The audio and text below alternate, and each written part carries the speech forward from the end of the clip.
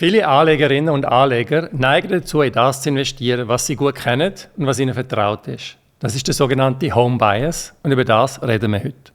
Mein Name ist Felix Niederer, ich bin CEO und Gründer von True Wealth.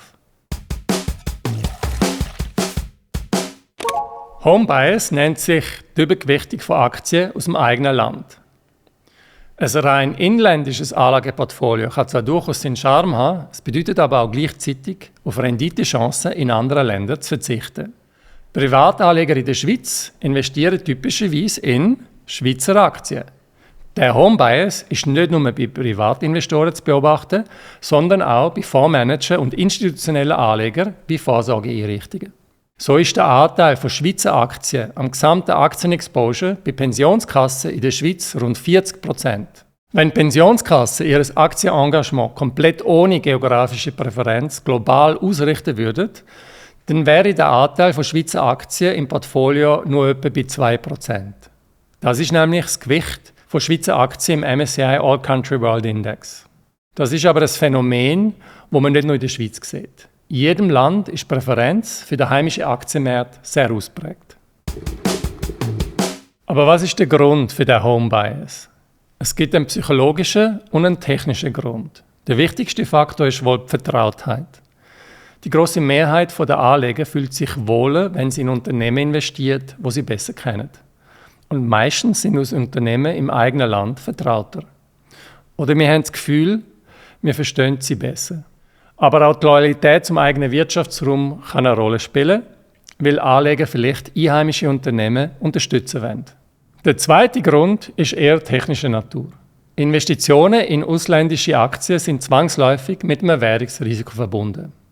Aber als Schweizer Investor wäre selbst ein 100%iger Home Bias kein vollständiger Schutz vor Fremdwährungsrisiko. Die Schweiz beherbergt viele global tätige Unternehmen, die ihren Umsatz in verschiedenen Währungsräumen machen.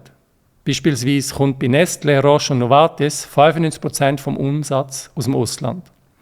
Und an dem siehst du, dass für Schweizer Investoren der Home Bias ein trügerischer Schutz vor Fremdwährungsschwankungen ist. Aus der Portfoliotheorie wissen wir, dass man mit einem zu starken Home Bias nicht effizient investiert ist. Weil die Kunst, ein gutes Portfolio zu erstellen, liegt darin, ein optimales Rendite-Risiko-Verhältnis zu erreichen. Durch Diversifikation über verschiedene Anlageklassen, verschiedene geografische Märkte, aber auch über verschiedene Industrien kannst du das Gesamtrisiko vom Portfolio reduzieren, ohne dass du die erwartete Portfoliorendite dadurch schmälerst. Oder im Umkehrschluss, mit optimaler Diversifikation darfst du für das gleiche Portfoliorisiko langfristig mit einer höheren Rendite rechnen.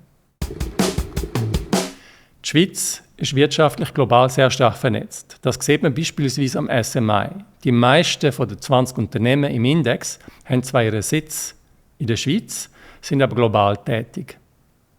Im Schweizer Aktienmarkt sind aber 3 Industriesektoren stark übergewichtet. So bedeutet zum Beispiel eine Anlage in Swiss Market Index, also in SMI, eine Exposition von rund 80% in lediglich 3 Sektoren: Gesundheit, Nahrungsmittel und Finanzdienstleistungen. Neuere und aufstrebende Branchen wie Informationstechnologie, künstliche Intelligenz etc. sind in der Schweiz nur am Rand vertreten. Mit einem zu starken Home Bias schöpfst du also dein langfristige Renditepotenzial nicht voll aus, respektive gehst du Risiken ein, für die du keine Rendite erwarten solltest. Ein vollständiger Home Bias wäre nur dann vertretbar, wenn du davon ausgehst, dass der Schweizer Aktienmarkt systematisch höhere Renditen abwerfen wird.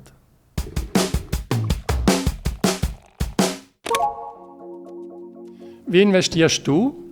Hast du auch die bekannten Schweizer Liebhabertitel im Portfolio oder bist du global diversifiziert? Hinterlass mir einen Kommentar oder schreib mir eine E-Mail auf felix@truewealth.ch. Bis zum nächsten Mal.